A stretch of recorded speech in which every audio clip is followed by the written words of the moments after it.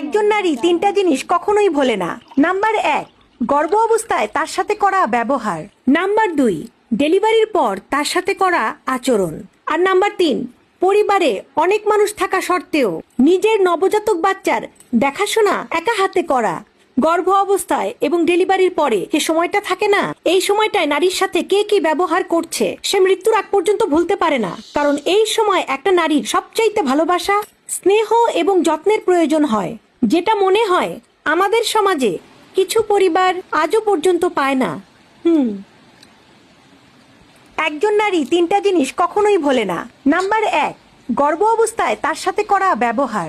Number 2, ডেলিভারির পর তার সাথে করা আচরণ। আর নাম্বার 3, পরিবারে অনেক মানুষ থাকা সত্ত্বেও নিজের নবজাতক বাচ্চার দেখাশোনা একা হাতে করা। গর্ভ অবস্থায় এবং ডেলিভারির পরে যে সময়টা থাকে না, এই সময়টায় নারীর সাথে কে কি ব্যবহার করছে সে মৃত্যুর আগ পর্যন্ত ভুলতে পারে না। কারণ এই সময় একটা নারীর সবচাইতে ভালোবাসা, স্নেহ এবং যত্নের প্রয়োজন হয়, যেটা মনে হয় আমাদের সমাজে কিছু পরিবার আজও পর্যন্ত পায় না। একজন নারী তিনটা জিনিস কখনোই ভোলে না। নাম্বার 1, গর্ভ অবস্থায় তার সাথে করা ব্যবহার।